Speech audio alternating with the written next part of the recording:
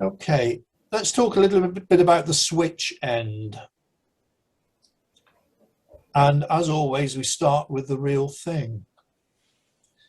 What do I pick out from this? Well, first of all, look at the planing on the blade there. The planing is noticeably flat, and it's against the stock rail for the whole of the planing. It doesn't just touch at the tip.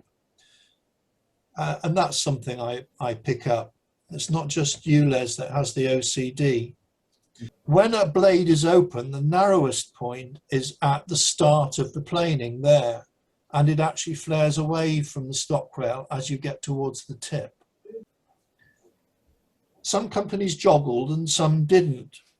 The track here was, although these are the southern lines, was actually under the control of the Great Western. The southern did most of the infrastructure, but the western looked after the track. And you can see there is a joggle there, quite definitely, on the straight line. And the other thing, of course, is that there's always a set on the branch side stock rail that corresponds to the angle of the planing. So those are the features I try to recreate when I'm doing my switches. Just have a look at the joggles to start with. This is the main road coming off left, and the branch is coming right. And you can see the set there just about, and I'm sorry it's not quite so sharp, but there is a little joggle just there. Joggles in the prototype were only 3/8 of an inch. That equates to about 2.5 thousandths of an inch in 2mm, which is 0.06 of a millimeter. The track book suggests doing them with a 10 thou joggle. I do mine to 5 thou, which equates to 3/4 of an inch in the prototype. So still about twice over scale. To match that, I try and file my switches down to about 0.1 or 0.12 at the tip. This is the simplest of jigs to do the joggle. It's just a thin sheet of 5 thou nickel silver with about a 1mm slot in it. And you put the rail in that, force them parallel, and then squeeze between a pair of flat pliers. The web and the head of the rail do tend to indent the nickel silver, which is why I've now got a number of slots as I'm working my way around the little piece there.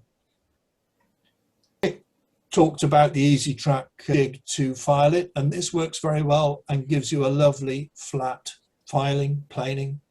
You can do it by eye and by hand with the rail stuck over up to the end of a firm of Tufnol or hard plastic or wood, but it is much more difficult to get a flat planing by doing it like that, and this jig is well worth the investment in my view.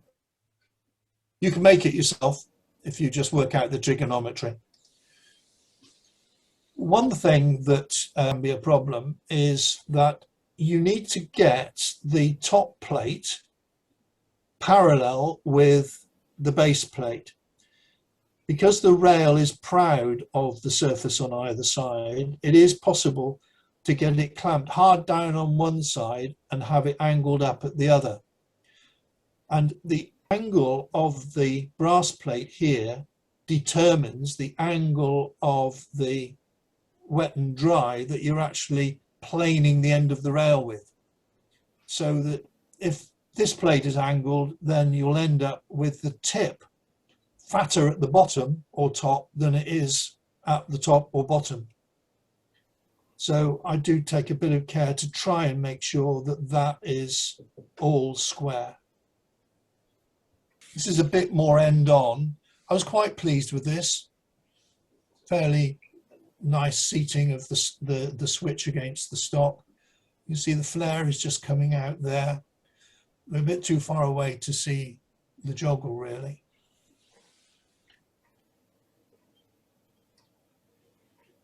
Just trying to show here, a 5 thou joggle is not very much, 0.125 of a mil. I find that you can feel it more than see it. Although if you get the light reflecting accurately, you can actually see the 1 mil length roughly of angle. And you can see the joggle starts there and ends there. And the blade, of course, comes just short of the end of the sleeper.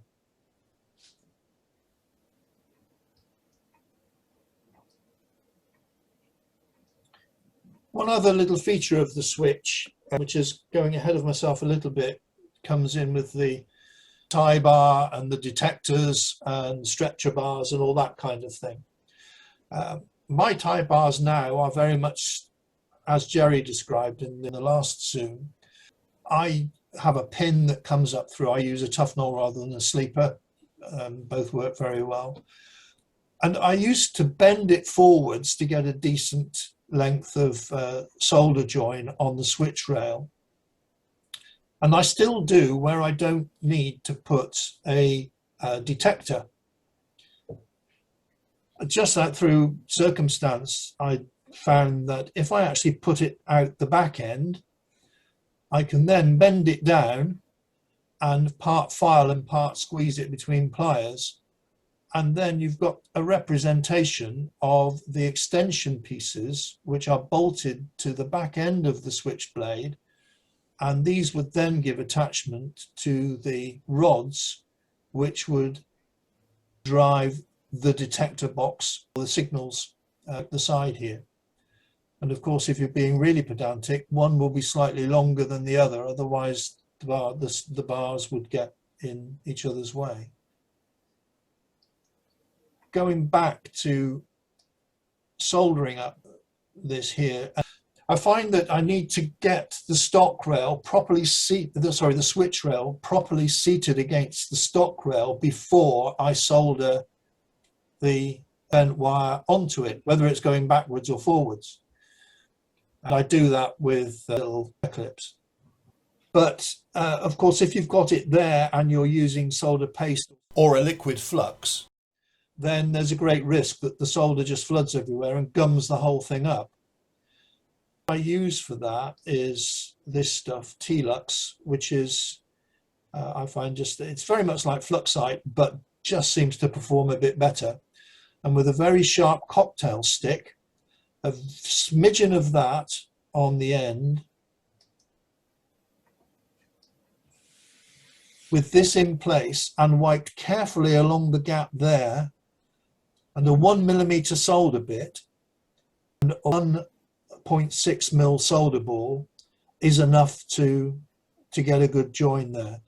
Sometimes I'll put a second solder ball on, and as long as you don't stay too long and as long as you don't overdo the flux, I've touched wood, not yet gummed up a switchblade to a stock rail. You do have to be careful, but that's just how I do it. Can I make a comment there, Laurie? Yeah, please do. Yeah. It's looking to me as though that's an acid-based that solder, which is quite common with the ones for domestic heating pipes.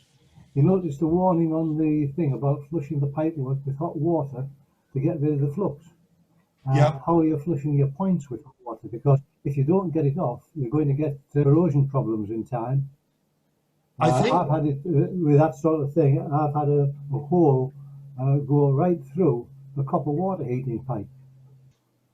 I have to say, I've not had any trouble with corrosion with that. And I used the T-Lux for several years as my regular flux before I went on to rosin about 18 months ago. And I've not had any problem with corrosion. And I haven't always washed it off, I have to say. When I've finished making the point, the tie bar is the last thing that goes on. And then I do clean it. And the way I clean it is with a toothbrush under hand hot water with a lot of fairy liquid, and make sure that I rinse all the detergent off and then dry it over a radiator. So I do try to get rid of all of the flux and gunk and all the rubbish that you end up with around a point. That should be fine. Yeah, but I haven't always done that, and I just haven't had problems with the T-Lux. I wonder if they tell you to flush that out because you're not supposed to drink it if it's drinking water, rather than because it's corrosive. I don't know, is the answer, Alan, to that. But it's just a warning because it's something that a lot of people don't realise. But some of these acid fluxes can be really drastic. That's right. I mean, that's the main reason I don't use phosphoric acid. The only time I use phosphoric acid, if all else has failed and I don't want to remake it, it's my last ditch attempt to solder something that I can't get to solder. I've been using phosphoric on etchings, but I always make sure that I wash it off straight away before I go on to the next soldering job. Yeah, but it's a good point, Alan. You have to be careful with whatever flux you use. But obviously, the way I solder the tie bar pin to the rail, I couldn't use phosphoric acid there because it's watery and it would just flow everywhere, and that would take the solder into the joint between the stock rail and the switch rail. Where do you get that flux from, Laurie? Tony G gave me it. It's George Norton makes it. You can get it from George Norton if you want to buy a 5 kilogram pot. Although I did persuade him to send me that, and I sent him a £5 to put in his Christmas box because his accountants wouldn't deal with that small order. But there are places where you can buy that 50 gram tin. I have Googled it and I have found it for sale as that. I mean, one tin lasts a lifetime, of course. It's the same size tin as the old Fluxite, and it works in very much the same way. I just find that it flows a little bit easier and it just takes the solder a little bit better. And again, I believe it's non-corrosive. You can get it on eBay for £4, 2p. Just about to say that, I've just looked it up. Yeah. Easy accessible. Yeah. I'll use it on my next layout. Yeah. It's quite expensive on some of those, Mick. Some of those adverts. Yes, I saw that. Yeah. Just on fluxes generally, I've soldered for 1,000 years, I think, and I've always used phosphoric acid. Or before I was able to get a supply of phosphoric acid and dilute it myself, I used to use Baker's soldering fluid, which I think is probably about the same thing. Like Laurie, I'm not too scrupulous when it comes to cleaning things, and I've never had a problem with stuff getting rotted away or what's the word I'm looking for? My memory's going. Corroded. That's the one, yeah. I've never had a problem with corrosion at all. Yeah, I'm the same. I'm not as old as Mick, so I've only been soldering for about 800 years rather than 1,000. But I'm on the second millennium then, and I've never had a problem with it. I know, I've always used phosphoric acid. But Baker's, that is the one to definitely avoid because that is terribly corrosive. Yeah. Yeah, that's zinc chloride Baker's fluid, but it's so the active is effectively hydrochloric acid, I think. But there are sort of milder forms of sort of zinc-based or zinc chloride-based fluxes you can get. So there's some stuff that I've forgotten who sells it. It's one of the ones that's kind of frequently recommended as a kind of mild flux on RM Web, and it's one of the 7mm shops does it. I can't remember which one it is now, but yeah, and that's a sort of that's a milder zinc form because it's got a different acid in alongside to sort of. I've got some at the moment. I'm sort of trying that out, and it doesn't seem to be the sort of corrosion problems that Baker's fluid is supposed to do. I mean, there are various fluxes, aren't there? That some of the professional painters just won't touch a loco that's been made, made using it. Yeah. Finally, while we're talking about switches, a briefish word about the vexed subject of tie bars. There is probably some truth in the maxim that there are at least as many different tie bar designs as there are 2mm members. My contribution has been 3 over the years, but here's the one I'm using at the moment. There is one general point that I would make. To operate effectively, the switch blades need to be held vertical and their movement needs to be coordinated.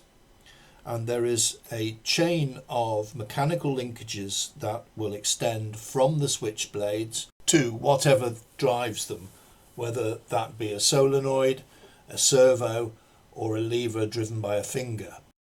The construction of this inevitably resolves into two stages, one being the point with the switch blades and the other being fitting the motion source. And you have to decide where to put the interface between these two components in the construction. Everyone is different about this, but my choice is to build a tie bar intrinsically with the point so that I can fix both switch blades to it, ensure they remain vertical, have the right amount of movement, and it is coordinated.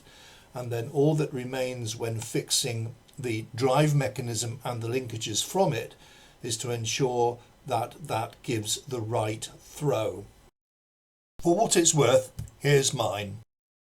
Please don't pay any attention to the actual substrate for this tie bar. This is a recovered 40-year-old one that's simply the oval rail soldered onto sleepers and reconditioned as a trial. It shows those mimicked extensions pieces, but I do like to see something to try and represent the stretcher bar. And as you know, I'm going to be doing point rodding, so I'll need the rod going into that. And all that I've done here is simply cut a piece of the finest glass strut, which I think is 0.25 mil diameter, and a daub of gel cyano at the base of each side. There's enough flexibility in there to have no impact at all on the function of the tie bar. And it's dead easy to just stuff a length of that rod under the rail and stop it sort of under the near stock rail. You won't see that it doesn't continue with the one in between there. Another way of doing it would be simply to push that right the way through and stop it under that stock rail, and it still would give an illusion of a stretcher bar there. Depends how far you want to take it. That's what the actual stretcher bar I use now looks like when it's ready to go on the point. That's the top with the pins bent back where there would be a facing point lock and detectors, and that's the underside. I've run out of little washers. These are 16BA washers. This is a 0.5 millimeter pin, just because that's what I've got. 0.4 would probably be a little better. I've run out of these washers now, and now I just cut a crude hexagonal washer out of a bit of 10 thou brass and solder that to it. It helps to just keep the pin where it's going through the tough knoll and against the rail vertical. Okay, that's just another view. You can cover up the extensions of the tie bar there, just that's a bit of black paper. Doesn't come up to the sleeper top, so I can put ballast over the top there, and all you will see hopefully then will be the rod approaching the stretcher bar. There'll be a few grains of ballast sprinkled on there as well, and then ballast right up to the sleepers and the rail there. So hopefully that will look good as well as functioning well. Next, I was going to go on to talk a bit about the crossing and how I do that. So basically, again, it's the same thing. I'll start to screen share and we'll take it on from there. So to start with, I thought I would just go through how I build up a crossing. We all do it differently. There are two main schools of thought, I think. One starts with the V, fabricates that, puts that in the middle as the centerpiece of the crossing, and then builds out from that. Since we had the oval rail and simple soldered construction, I've always started with the straightest of the stock rails and gone across one rail at a time. I'm just comfortable doing it that way. I've never really got on with the separate fabrication of the crossing on a separate jig. And as I say, I build that up one rail at a time. So this is phase one. These are plain ABS sleepers. This is chaired Easitrac, which locates the rail at each end. These are plain Easitrac sleepers, and the chairs all bunched up in the middle. that will be enough to protect them from the heat of the solder at the adjacent rails here. And on this one, I was trying to save a bit of time by also using the ABS chairs on some of the PCB sleepers. They do cyano on there quite well and can save a bit of time. So thread the rail through the Easitrac at each end, which locates it, and then either using the template or a straight edge. No, it's not a straight, this one. This is all on a slight curve, so I've had to follow the template and do it by eye as well. And solder, to start with, the ones at each end of the soldered sleepers, and then a couple in the middle, particularly opposite the most critical area, the crossing nose, and then fill in the rest of those. The last thing I do is to stick down the plastic chairs, whether it's onto the PCB or the plastic sleepers. So it's a logical process from here. Next is the point rail. Easitrac again to locate it there. It's filed in one of the association jigs to get the point at the right angle. You can do this by eye. It's easier, I think, to get close enough with the filing on the crossing nose because it's much shorter, much easier to do that by eye on the edge of the table than it is the switchblade. And just use as many gauges to hold it in place as I possibly can, and then solder it. And under here is half of a plain chair plate. So there's a little slab of etch there, and then the two legs that go underneath, and the claw for the inside, the smaller claw, is bent up, nestles against the side of the rail, and then probably 3 or 4 0.6mm solder blobs would be the amount of solder I would use there. And right at the tip, I would use a thin sliver of the edge of the etch of the chair plate, which is 0.25 thick and should be the same as the chair plates here. And so far, so good. Above your triangular track gauge, just to the right, Yeah. there's signs of solder on the other side, on the top side of the rail. Almost certainly, Bob, yes. Would that not interfere with your splice joint, or do you file that off first? No, I leave it there, and then when I'm soldering the splice rail onto it, it all melts and goes up the joint and makes it nice and solid. Fair enough. When I'm putting the little slivers underneath, I try to angle it so it supports the tip there and then comes across, and actually you can just see the edge of it there. Yeah.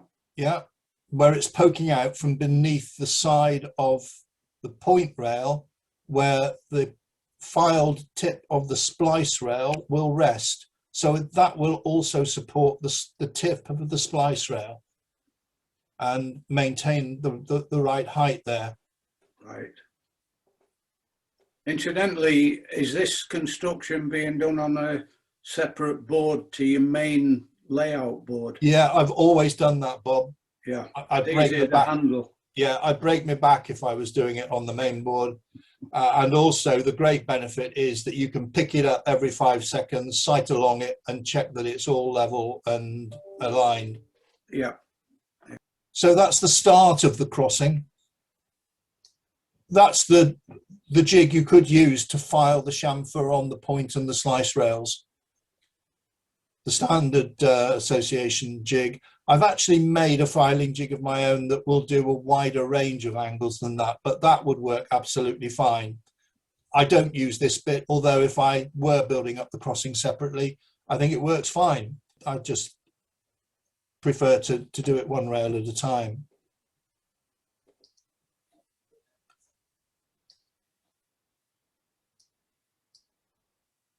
Next stage, predictably enough, is with the splice rail soldered on.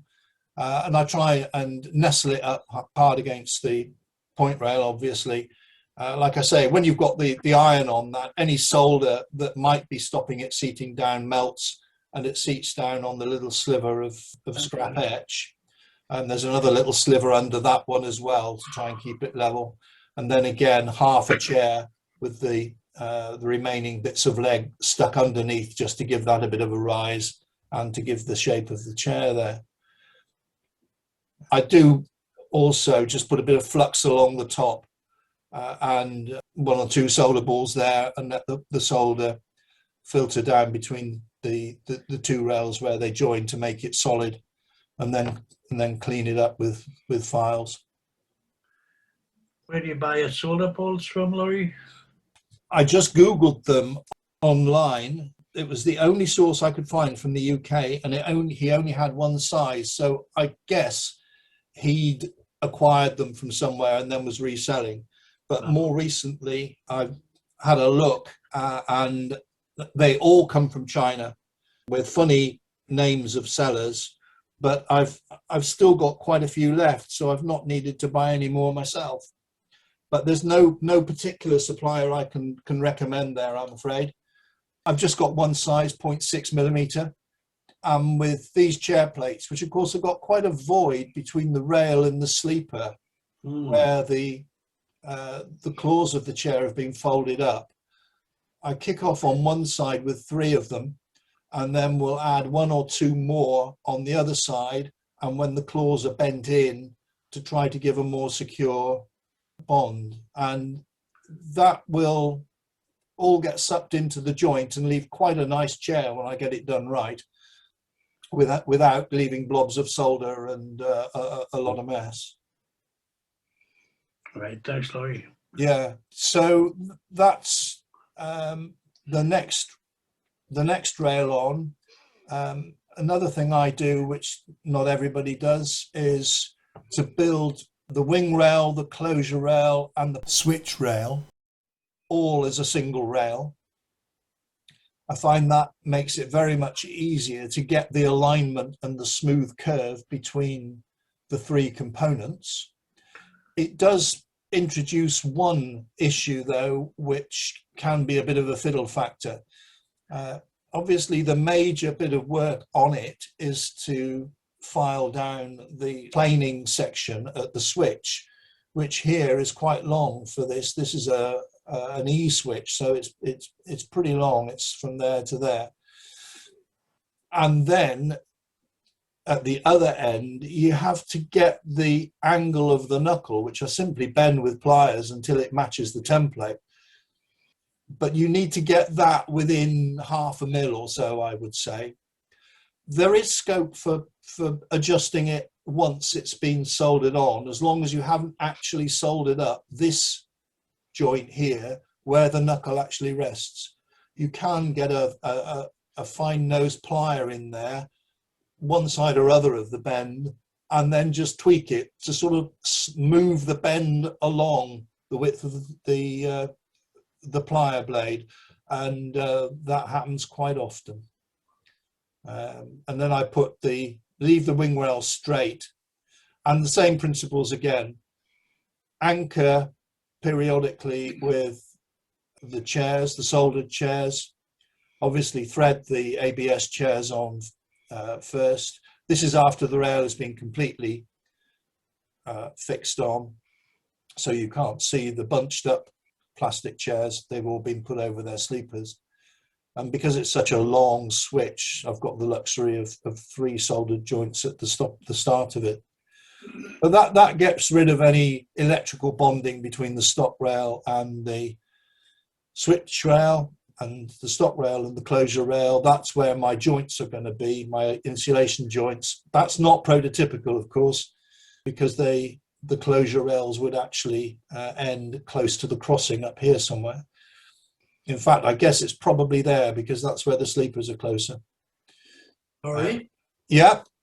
When you're soldering areas that are close together, like your frog, Yeah. and you've fixed one rail and you're then fixing the other rail, how do you prevent the one that you've already fixed from moving because you're heat to fix the second bit is going to loosen the solder of the first bit. Do you use go on? Yeah. It can do. Do you mean that you're thinking particularly of the splice rail and the point rail here? Yes, anywhere where you've got adjacent solder. Yeah. If you apply heat again, you're potentially going to get movement. It's a risk, but I have to say, John, it's not a problem I've had. And maybe that's because in 2mm, everything is so small that the amount of heat we use has to be much less than you might use in 4mm, and it seems to dissipate quite quickly. I would finish soldering all of the point rail, all of the chairs to the point rail before I put the splice rail up against it. But I use an 80-watt iron at virtually full temperature, but with a 1mm tip. And even with that, I often have to leave the tip on quite a while to get enough heat into a full thickness of rail, say, to do this joint here. And when I'm here, once it has melted, you can feel it give and seat in. It's not a problem I've had. The heat hasn't spread to the joints either side, and the rail is stiff enough to hold its form and its position as long as you don't melt two adjacent sleepers. So you haven't found it necessary to use different melting grade points of solder? No, I've never done that. I've got a load of different melting point solders, you know, and they're still in their packets. Can I comment? Please do, please do. Well, I normally use a 25-watt iron. I've had no problems at all, except I can understand John's point, adding new solder, does something else come undone? What tends to happen if you solder too much in one area, you'll find that the rail, which is only 1mm by 1/2 mil, it will expand and buckle. Normally, Yes. what I do, I'll do one solder joint, then I'll move probably at least an inch away and try and do another, and then go back and sort of dodge about the area just to dissipate the heat. But I've had more trouble with rail buckling than other pre-soldered joints coming undone. Just a comment. Yeah, I've had that trouble too, and I do pretty much the same as you. So I've got a couple of ABS sleepers in here, but now I would solder the whole lot. I just find it simpler. And my sequence here would be to solder the outer two, then I would solder the middle one, then I would solder the middle one of that, and then I would fill in the gaps. And as long as you're only spanning one, there isn't much scope for the rail to buckle. It probably eases the glue between the sleeper and the template and the work slab, or you know, it'll find its give somewhere else. And the other thing I do for that is, in terms of the sections that are soldered, and on this one there are 1, 2, 3, 4, 5 sections of rail that are soldered. Yes, I would do the outer ones first, but I would always work down to start with from one end. So that would be my first, that would be my second, that would be my third, that would be my fourth, fifth, sixth, seventh, and eighth.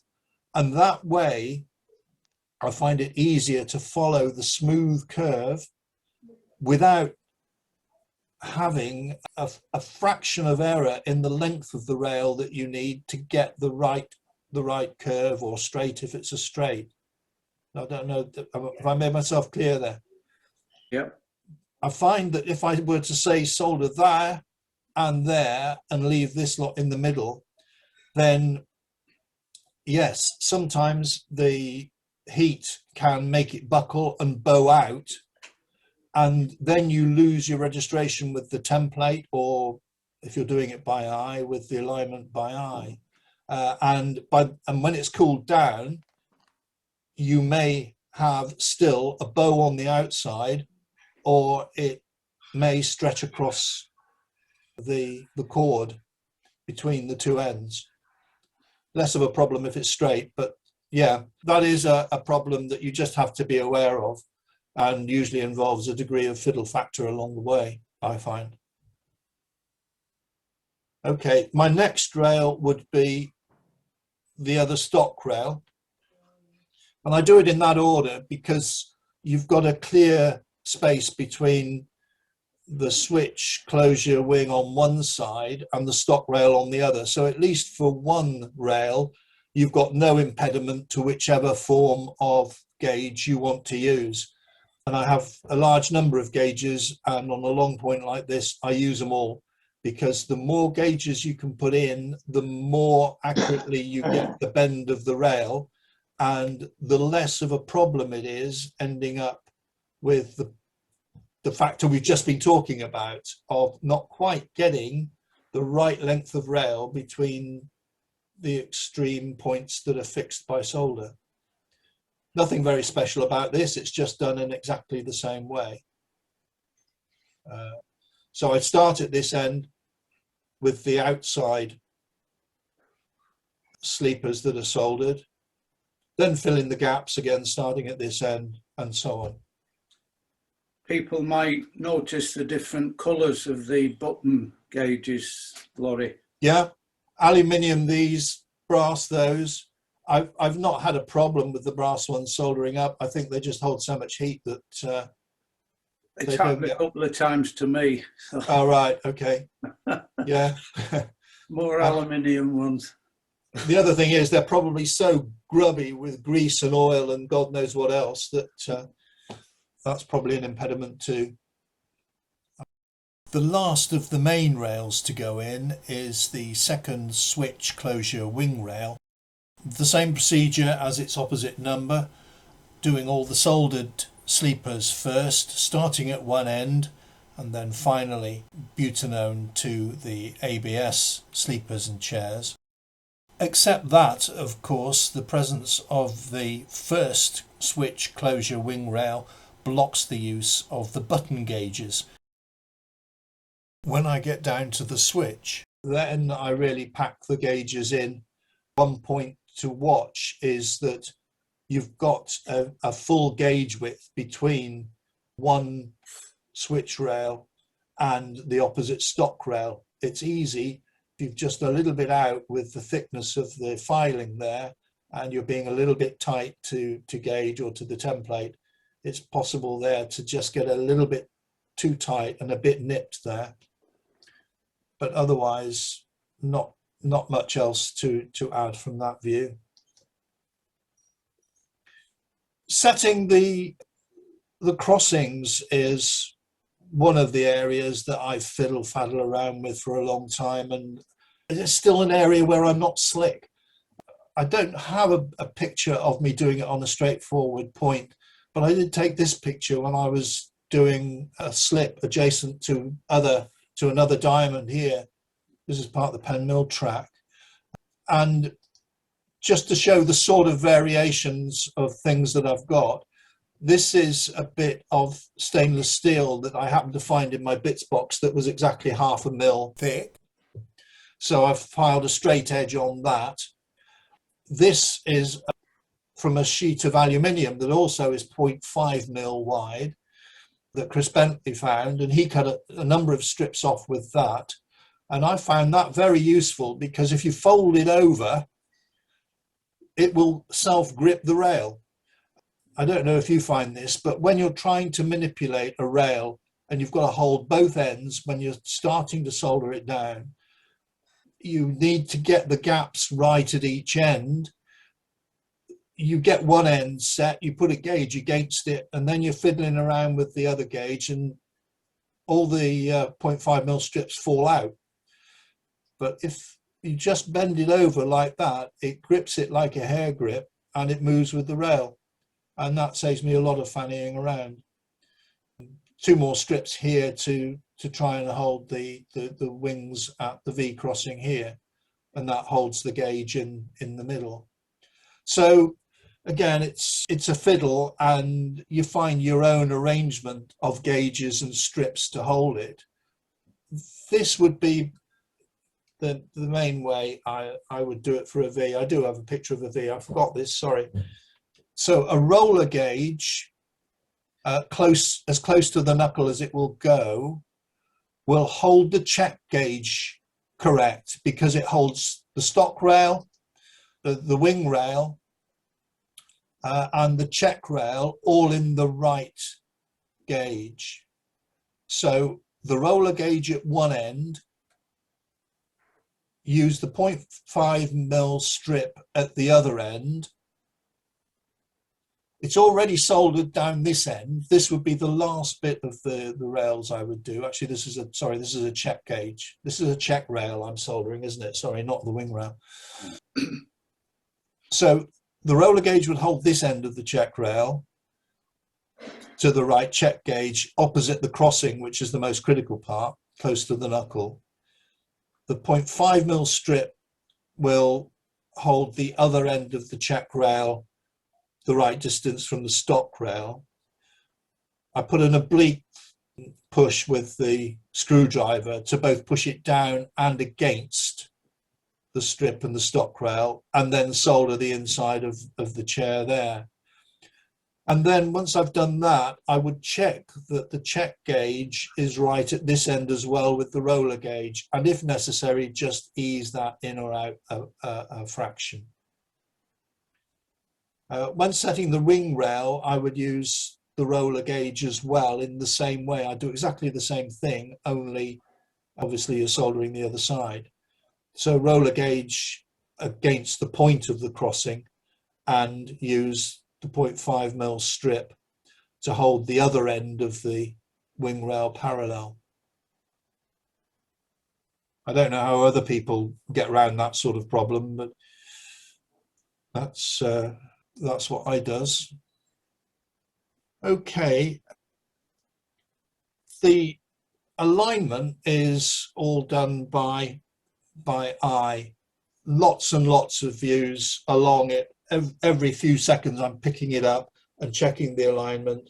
If it's a straight edge, if it's a straight rail through a crossing, then I'll use the ruler. All the time doing that. The eye is the final arbiter, and then just to check that the gauges will run through it. Now, I've put this up because another thing about the crossing that I have a thing about, what do you see when you look at this crossing here? Bit of a trick question, really, because what I don't see are check rails and the ends of wing rails, because they're grubby and black and don't get wheels running over them and don't end up shiny. I think that's what Jeff Jones suggests in the track book. Just filing 0.1, 0.15 off the top of a check rail and the top of a wing rail flare has a huge impact on the appearance of the track. I think as modelers, we get used to seeing shiny everything, and so we don't perhaps notice it as much.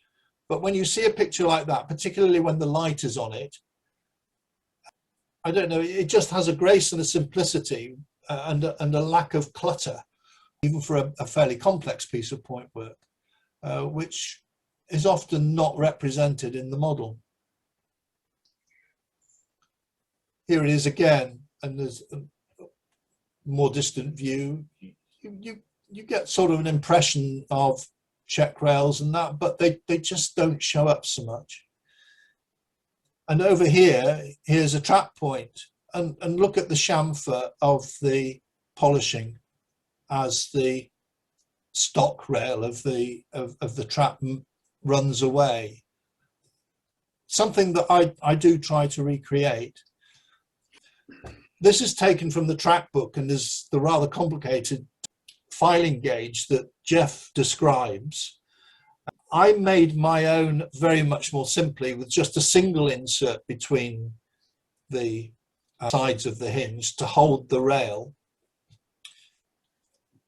But I'm not going to linger a long time on the gauges, but just to show that this is where it is. And when the rail is held in the hinge, he's got all of his inserts and shims in between the two layers of the hinge here. What you end up with, this is to file the wing rail, and the wing rail sticks out at an angle.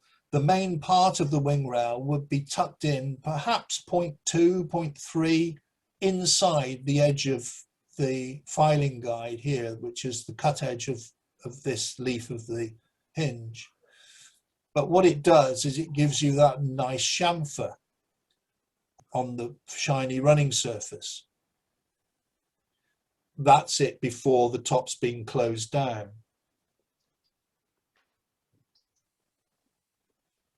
He's made a similar effect for filing down check rails, much simpler for this one. You just need to clamp each end in the hinge. Or the hinge is only acting as a vise here, really, a small portable handheld vise. And then you can file down on top of that. Jeff is an engineer, and he puts shims in there so that you file down merrily away until you just start to hit the shim, and then you know you've got the right depth. I'm afraid I'm a bit more crude than that, and I do it by eye, which after a while you can judge against the thickness of the rail head. And if you're not quite sure, just take the rail out, put the caliper across it. That's the gauge I built, and it's much more complicated than it needs to be, because I was playing with a new lathe I had, and I was trying to give a bit more support to the flare of the wing rail here, but the principle is exactly the same. These grooves hold the check rail when I'm filing that, but just different angles there. In fact, I only use one or two of them. And there's a thick brass insert there that keeps the leaves parallel, really, with the rail in a groove. The groove just stops the rail waggling around, and I file down until it looks about right and measures about right. That's it with a check rail in place. You can file it by eye. Can I just say something? I think everybody on the dark areas of track where it's not run on, did you not realise after every cleaning session that on Fencehouses we go along and paint them all? That's one solution. I'm trying to avoid that job, Bob. That was a joke, by the way. Oh, you mean you don't paint it? No, not that mad. We could paint it, but every time we clean the track with the rubber, it would come off. So. You do see the wings and check rails painted on some, but what you can't do if you just do a simple paint job is to get that angled chamfer there, and to me it just stands out as wrong. Perhaps better than nothing, but if you can you do it like this and it works. I made those grooves with a slitting saw. Right, when I'm filing the wing rails and the check rails down, I find this file is brilliant. I've never seen one like it since. I can't remember where I got it. I probably picked it up from a pile of second-hand things at one of the few model engineering shows I've been to. But it's dead flat there, and it's got a nice angle on it. It's just comfortable to hold and file. You can do it with just a flat file, and I have done that. These are a couple of the other mainstays for my track building tools. Fine nose forceps, which are always getting bent so that they grip, and the 0.5mm file, which is probably my most heavily used tool of all, to open out the flangeways through the crossings when I've got it wrong. Once they're filed down, then I don't use paint, I use super blue, Birchwood KC standard blue, which if you leave it on for long enough goes virtually black, and I do. And that's what it comes out like. Check rails are coloured, and they're But what you get very nicely, and this is that E15 again, you can get a really shallow chamfer on there, which I think is just nice and convincing. It just adds a nice little touch that not everybody else does. And that sort of appeals, I'm afraid. It really does, Laurie. It's just one of those things, when you're looking along a big area, you tend not to notice these things. But yeah, it does add when you see it close up like that, and here again. It's a rather strange view of some of the point work at the throat of Yeovil town. I've not quite taken this check rail down far enough, look. But there's a couple of trap points here, and you can see that really shallow chamfer on there. The crossings are all done. And here's a check rail that was tight up against the outside of a switch rail. And on the proto, I've got a picture of this particular crossing, and it shows that the wheels polished this part of that check rail. So I've left that like that. So you can do little touches like that. And looking further along the section of track, that's the sort of effect you get. I've not had any problems with wheels fouling because of the reduced height of a check rail. That was a bit of a worry. And even in one or two places, in fact, on this diamond, having just made the whole of the wing rail, I actually took the whole head off at one end of the wing rail. But because it's all blackened, you don't see it. So I didn't have to remake that one, fortunately.